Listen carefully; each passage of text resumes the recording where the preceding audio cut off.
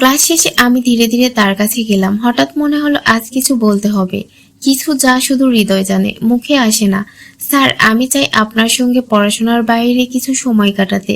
Sir হেসে বললেন, ঠিক আছে, সুযোগ মতো আমরা আলোচনা করব, তবে সতর্ক থাকো। সেদিন থেকে আমাদের ছোট ছোট কথোপকথন, হালকা মজা আর চোখের মিলনে ধীরে ধীরে গড়ে উঠল এক মিষ্টি বোঝাপড়া, যা কখনো ভুলবার নয়। বিয়ের পর প্রথমবার কলেজে আসা মানেই নতুন অভিজ্ঞতা শুরু। কলেজের প্রবেশদ্বারের ভিড় আর চমকপ্রদ আবহাওয়া যেন একটু আতঙ্ক আর একটু উত্তেজনা নিয়ে আসে। আমি নিজেকে মানিয়ে নিতে চেষ্টা করছিলাম, যদিও মনে হচ্ছিল বিয়ের পরে নিজের পরিচিত জায়গায় আসলেও সবকিছু যেন কিছুটা ভিন্ন। স্যার আশিক ক্লাসে ঢুকে দাঁড়ালেন।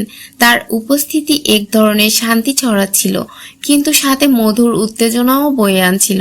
স্যারের চোখে যে হাসি, তার মধ্যেই যেন আমার জন্য কিছুটা স্নেহ লুকানো।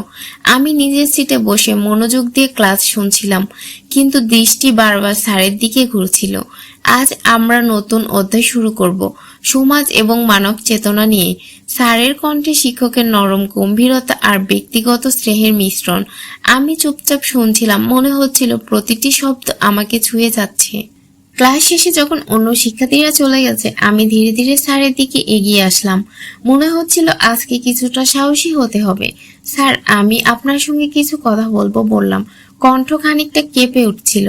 স্যার আশিক একটু হেসে বললেন, অবশ্যই, তুমি যা জানতে চাও বলতে পারো। বিয়ের পর কলেজের পরিবেশটা ভিন্ন মনে হচ্ছে, সবকিছু নতুন আর মানিয়ে নিতে একটু সময় লাগছে। আমি লাজুকভাবে বললাম।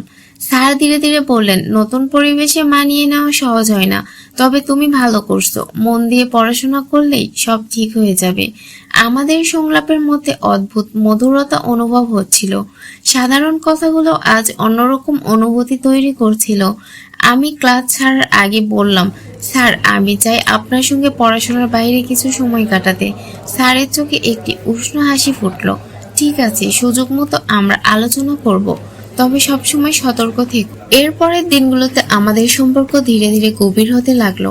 ক্লাসে ছোটখাটো কথোপকথন, হালকা মজা, বই নিয়ে আলোচনা, সবকিছু আমাদের মাঝে বন্ধুত্ব আর অন্তরঙ্গতা বাড়িয়ে দিল। কখনো কখনো চোখের মেলনে, কখনো হাসিতে, সবকিছুতে মিষ্টি অনুভূতি জন্ম নিচ্ছিল। একদিন ক্লাস শেষে স্যার বললেন, তুমি কি চাইবে আমরা কলেজের গাছতলায় বসে আলোচনা করি? আমি উত্তেজিত হেঁটে গেলাম। গাছতলায় শান্ত পরিবেশে আমরা বসে আলোচনা শুরু করলাম। আমি আমার জীবনের কিছু গল্প বললাম, স্যারের জীবনের কিছু স্মৃতি শুনলাম। কথাগুলো শুধু শিক্ষামূলক ছিল না, আমাদের সম্পর্কের শুকনো সেতু গড়ে তুলছিল। স্যার কখনো চোখের দিকে তাকিয়ে হেসে বললেন, তোমার মেধা এবং মনোযোগ সত্যি প্রশংসনীয়। আমি লজ্জায় হেসে বললাম, স্যার, আপনার প্রশংসা আমাকে আরো মনোযোগী হতে অনুপ্রাণিত করে। আমরা এমন অনেক ছোট ছোট মুহূর্ত ভাগাভাগি করছিলাম। ছোট ছোট হাসি, চোখের দিকে সামান্য দৃষ্টি, স্বরলিপির মিষ্টি অবস্থা। এই মুহূর্তগুলো আমাদের সম্পর্ককে ঘনিষ্ঠ করে তুলছিল। একদিন আমি অনুভব করলাম, ক্লাসের সময় শুধু পড়াশোনা নয়, আমার মনে হয় অজানা এক উত্তেজনা আর আনন্দ জন্ম নিচ্ছে। আমি ভাবলাম, বিয়ের পরও এমন সম্পর্কের অনুভূতি কি ঠিক? কিন্তু মনে হয়েছিল যা অনুভূতি হচ্ছে তা ন্যায্য, কারণ এটি সম্পূর্ণভাবে স্নেহময় ও শিক্ষামূলক। আমাদের কথোপকথনগুলো ক্রমে আরো ব্যক্তিগত হয়ে উঠছিল। আমি স্যারের কাছ থেকে অনুপ্রেরণা পেতাম, আর স্যার আমার উপস্থিতি থেকে শান্তি এবং মিষ্টি আনন্দ। একদিন ক্লাস শেষে আমি ধীরে ধীরে বললাম, স্যার, আজকের আলোচনা খুব প্রিয় লাগলো। আমি চাই এমন আরো কিছু সময় কাটুক। স্যার আমার দিকে তাকিয়ে ধীরে ধীরে বললেন, অবশ্যই। জীবনের ছোট ছোট মুহূর্তগুলোই বড় সুখ দেয়। আমরা যত বেশি সময় ভাগ করি, তত বেশি বোঝাপড়া হবে। কিছুদিন পরে কলেজের বাগানে বসে আমরা কিছুটা সময় গল্প করছিলাম। হঠাৎ বৃষ্টি শুরু হলো, চারপাশে ভিজে গেল, কিন্তু আমাদের মধ্যে মধুর উত্তেজনা বেড়ে গেল। স্যারের সঙ্গে আমরা কিছু হালকা কথোপকথন চালাচ্ছিলাম। চোখে মিলনে হেসে কথা বলায় মনে হচ্ছিল এই ছোট মুহূর্তটাই আমাদের বন্ধুত্ব ও রোমাঞ্চের সূচনা। আমি ভাবলাম, এই সম্পর্ক কেবল রোমান্টিক নয়, এটি এক ধরনের মানসিক সান্ত্বনা। বিয়ের পরও এমন মিষ্টি মুহূর্ত পেয়েছি।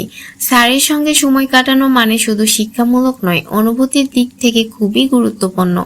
পর্ব শেষ হতেই মনে হচ্ছিল আমাদের সম্পর্কের পরবর্তী ধাপ আরো গভীর হবে।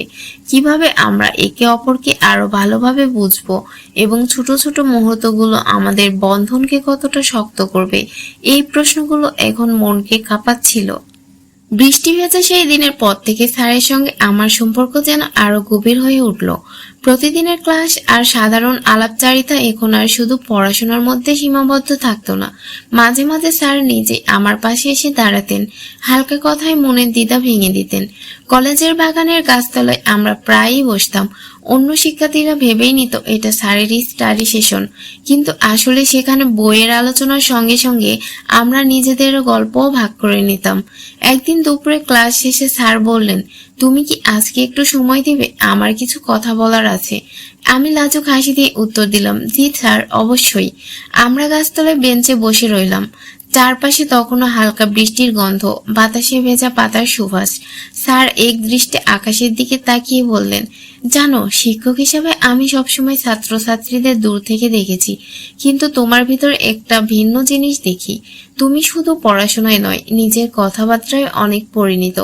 আমি একটু লজ্জা পেয়ে বললাম, স্যার, আপনি এভাবে বললে মনে হয় আমি আলাদা কিছু, অথচ আমি তো একেবারেই সাধারণ। স্যার আমার দিকে তাকালেন, হেসে বললেন, সাধারণ হয়েও কেউ কেউ অসাধারণ হয়ে ওঠে, তুমি ঠিক সেরকম।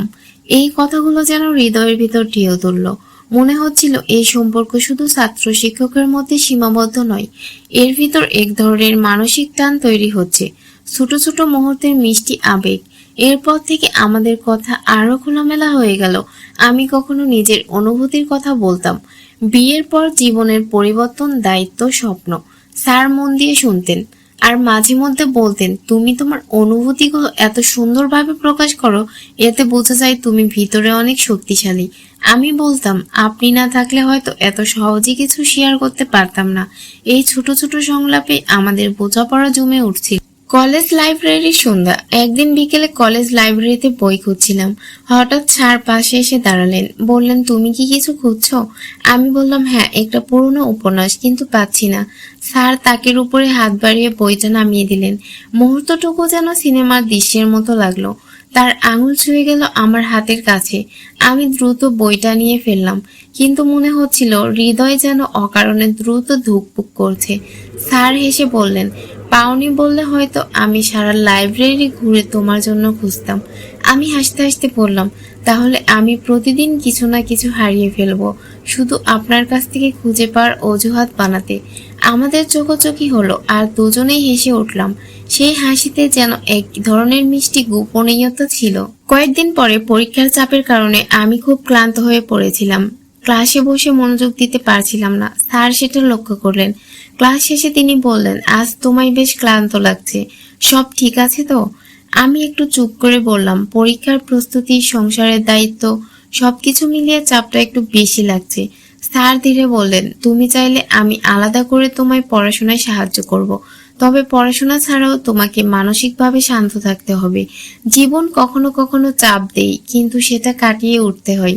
স্যারের চোখের গভীরতায় তখন অদ্ভুত আশ্বাস ছিল। আমি মনে মনে ভাবলাম, আশিক স্যারের পাশে থাকলে হয়তো যে কোনো সমস্যাই সহজ মনে হবে। একটি অবক্ত মুহূর্ত। একদিন সন্ধ্যায় কলেজ প্রায় ফাঁকা ছিল। আমি গাছতলায় বসে নোট লিখছিলাম। হঠাৎ স্যার এসে বললেন, তুমি এখনো আছো, বাড়ি যাওনি? আমি মাথা নাড়লাম, না স্যার, কিছু নোট শেষ করছিলাম। স্যার আমার পাশে বসলেন। চারপাশে নীরবতা, শুধু বাতাসের পাতায় শব্দ।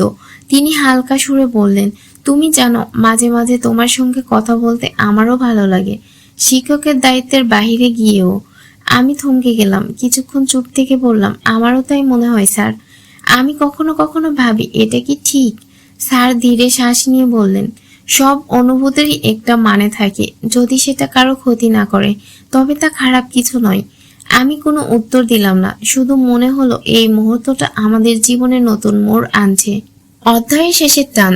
দিন যেতে যেতে আমাদের বোঝাপড়া, হাসি আর আলাপচারিতা যেন অন্য এক রোমাঞ্চে পরিণত হচ্ছিল। এটি প্রকাশ্যে ছিল না, কিন্তু অনুভূতিতে ছিল গভীর। আমি বুঝতে পারছিলাম এই সম্পর্কটা আমাকে শুধু খুশিই দিচ্ছে না, বরং মানসিক শান্তিও দিচ্ছে।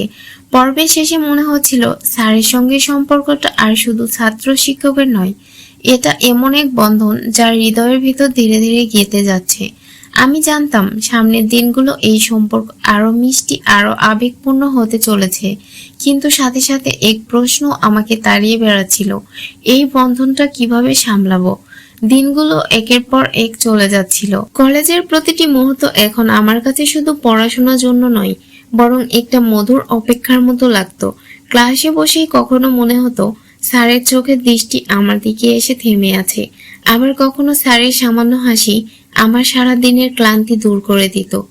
আমাদের সম্পর্কটা তখন আর শুধু ছোট আলাপ বা গোপন বোঝাপড়াতে সীমাবদ্ধ ছিল না, বরং মনে হচ্ছিল একে অপরের জীবনে আমরা প্রয়োজনীয় হয়ে উঠেছি।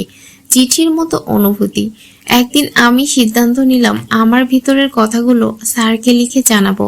একটি ছোট্ট কাগজে লিখলাম, স্যার, আপনার সঙ্গে কাটানো প্রতিটি মুহূর্ত আমার জীবনে আলাদা মানে তৈরি করে। হয়তো আমি সব কথা সামনে বলতে পারি না, কিন্তু আমার অনুভূতিগুলো খুব সত্যি। আপনি শুধু শিক্ষক নন, আমার কাছে আপনি এক বিশেষ মানুষ। কাগজটা যখন স্যারের হাতে দিলাম, তিনি কিছুক্ষণ চুপ করে পড়লেন। তারপর আমার দিকে তাকিয়ে ধীরে ধীরে বললেন, তুমি জানো এই কথাগুলো আমার জন্য কত বড় মূল্যবান। আমি শিক্ষক হিসেবে দায়িত্ব পালন করি, কিন্তু মানুষ হিসেবে তোমার অনুভূতি আমাকেও ছুঁয়ে যায়। আমরা দুজনেই কিছুক্ষণ নীরব ছিলাম। নীরবতা আসলে হাজার কথার চেয়েও গভীর। এক বিকেলের স্বপ্ন। পরীক্ষা শেষের পরের দিন আমরা দুজনেই কলেজের বাগানে বসেছিলাম। চারপাশে তখনও গ্রীষ্মের হালকা বাতাস। স্যার বললেন, জানো, মাঝে মাঝে মনে হয় জীবনটা যদি শুধু এই মুহূর্তের মতো হতো, শান্ত নিরুদ্বেগ। আমি হেসে বললাম, হ্যাঁ স্যার, ঠিক বলেছেন। বাস্তব জীবনে অনেক দায়িত্ব থাকে, কিন্তু স্বপ্ন তো দেখা যায়। স্যার আমার দিকে তাকিয়ে বললেন, তাহলে আজ আমরা একটু স্বপ্ন দেখি।